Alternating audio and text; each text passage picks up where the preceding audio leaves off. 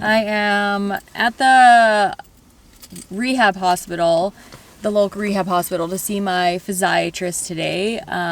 She is going to do a clinical assessment of my strength and stuff to see if the syrinx has affected my muscles at all. So that's what I'm doing today, and I promised I would keep you guys all updated on things that are going on, because a few of you, actually a lot of you, have asked, because my last video was 3 weeks ago, so you're just curious what's going on. So today is this clinical sort of exam, and then tomorrow is the neurologist appointment with the surgeons, and they will sort of tell me what they think I should do, and then I'll ask a bunch of questions that I have in mind that I want to ask about my syrinx, about different things that I've read, different things that are available in different parts of the world for syrinx management, and then I'll see what they say. So I'll see if I can record today. I don't know if she'll let me. If she doesn't, I'll just sort of record myself in the appointment so that you can hear her but not see her. Hopefully she'll let me do that. So alrighty, I'm gonna go in. I was not allowed to film in that doctor's office, but good news, I'm not losing any strength. In fact, she said a couple of the things were stronger than last time, so that's good. I wanted this information, the clinical assessment of like my strength and function, before I went into the neurosurgeon, because sometimes I feel like, not that they bully you, but that they try to pressure you into having surgery, even though clinically there's really no difference. So I wanted to have this appointment first before I went into the neurosurgery appointment.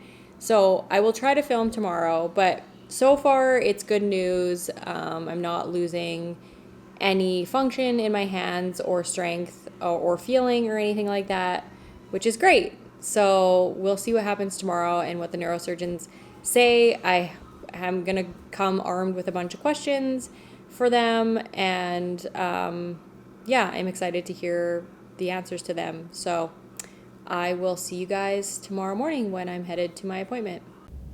It is neurosurgeon consultation day.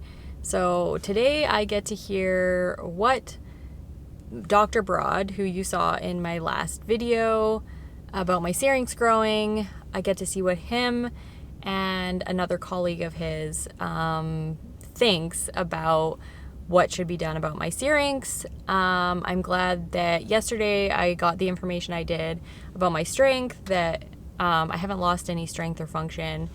So that's good news, and that allows me to have sort of more ammo if I don't want to have surgery. I'm not sure entirely what they're going to say, but we'll see, and hopefully they let me film. Yesterday was a no-go with my physiatrist, and usually Dr. Broad lets me film, but there's going to be another neurosurgeon in there, so I guess it'll be jointly up to them together if they're comfortable letting me film. But we'll see. Here we go.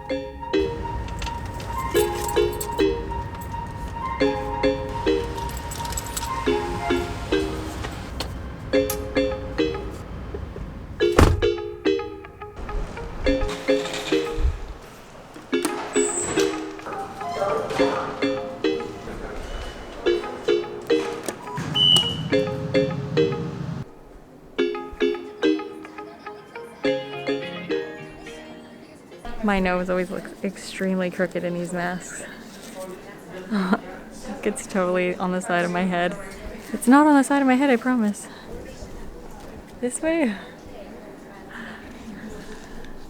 It's not better. So I just got taken into the room. New neurosurgeon that I'm seeing. My other neurosurgeon apparently isn't here. And this other doctor said that he would see me without him. So that's interesting, but we'll see what happens, and hopefully he'll let me film. So saw the physiatrist's note. I don't want to be biased too much by what they said and they wrote, but Dr. Broad asked me to see you because he was worried that maybe the syrinx is getting worse. And he seemed pretty concerned, and that's why I wanted to go see the physiatrist first, because very detailed exam. Yeah, and it matters to me what they say. Exactly. Because if I'm not losing any function, and my old physiatrist was like, MRIs are crap, they don't know pressure and everything, so he's just like, they're good, but they're not the whole picture, and so I just wanted to make sure I had that information before I came in here. Yeah, so just so I'm on the same page as you, you're not subjectively worse in any way. We're looking at this because of an MRI picture is what it sounds like. And I do still have good. a few things. Yeah. It's not like Okay. totally. So this pinky every once in a while feels weird, Yeah. and I'm having like some very carpal tunnel-ish symptoms in my left hand, Okay. which I'm very like I pay a lot of attention about where the numbness is and stuff like that. When I fall asleep at night, it's always my first 3 fingers, sometimes a little bit of my ring finger. It's very carpal tunnel-ish. And then this one is very ulnar-ish on my right hand. So I did ask the physiatrist if I could do some EMG Some studies. reduction studies. Yeah, just so Okay. that we have more information about like if it's probably carpal tunnel and probably just something. Or to what extent it might be contributing. Yeah, So exactly. Those are pending, obviously. Yeah, exactly. So that will give me more information, and obviously you guys more information. Perfect. And I'm not like opposed to like a wait and see kind of approach either. Yeah. I just don't know what that looks like in terms of like if all of a sudden I like lose a bunch of function. Yeah. Is it like hard to get in to No. it? No. So I'm sure Dr. Hockley will give you a card so that if Oh, you yeah. have issues, you can get a hold of him. And seriously, if you need a carpal tunnel, it'd be my pleasure, or an ulnar nerve. I'm proficient in both. There's not a long waiting list. Okay. Yeah, you know, I had no idea you did that. yeah. I did the last. Well, Dr. Moorher did the He's last talented. one. yeah. He's okay too. Yeah, but more hard. So Mike, I know well. He's a good guy. You go where you want to.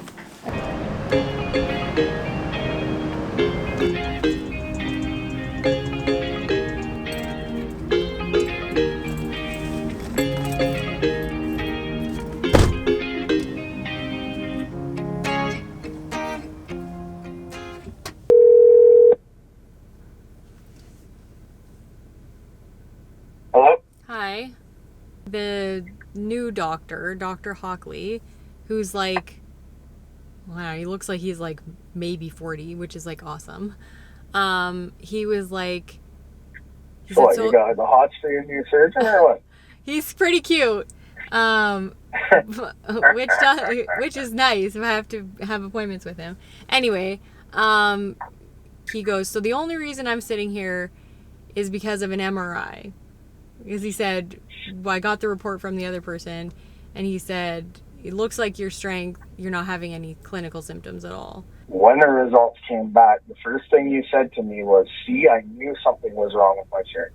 Yeah, when I first had the MRI and I had that news, I automatically went to, oh my God, my hands are getting worse. It's my syrinx. But then I had to like calm myself down and be like, these symptoms are same symptoms in my left hand that I've had for 5 years with my carpal tunnel. And the only different symptom is my pinky on my left side, but I've been having a shit ton of issues with my wrist and my elbow with that ulnar nerve because my pinky has been going numb at night for like 2 years, and they've not done ulnar studies, but she said you probably have something wrong with your ulnar nerve. There's no other, it's not any other fingers or anything like that. And when I talked to her yesterday, she said if it was your syrinx, it would probably not come and go, because if it was your syrinx, it's constantly putting the same pressure on the nerves in your spinal cord. If it's an elbow nerve or carpal tunnel, that stuff can come and go. And some days my hands are completely normal. I have 0 symptoms whatsoever. And then occasionally I'll have like a weird thing in my pinky. And it's usually related to when I overwork my wrist.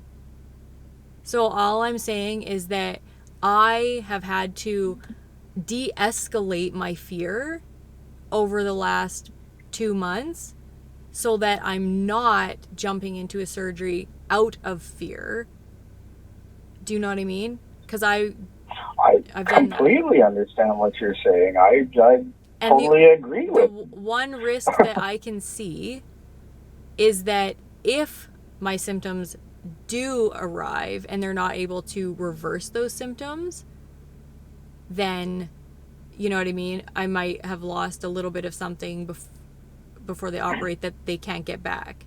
But I'm also I think more afraid to go into another surgery and have an entire year of less mobility, less, you know what I mean? Can't work out for at least 6 months probably. I couldn't sleep on my left side for like a good 6 months. I was in excruciating pain with nerve pain for months and months, and I just lived with it. And if I'm not losing anything, like what I said to him is, I don't want to lose anything if I'm not losing anything. Yeah. That's just where I'm at right now.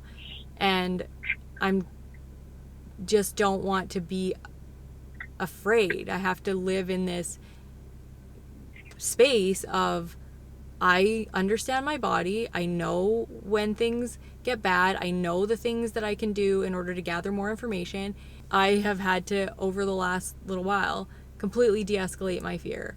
And it's really hard for me to do because I have anxiety. And, you know, that, oh, what if I'm making the wrong decision?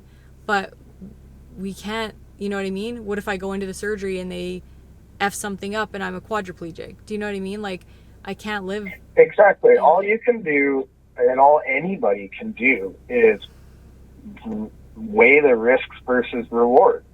You know what I mean? Yeah, and the only one risk I you go into it educated with, this is my risk factor for this decision, this is my risk factor for this decision, and the likelihood or probability of it, and then you make the decision you're comfortable with.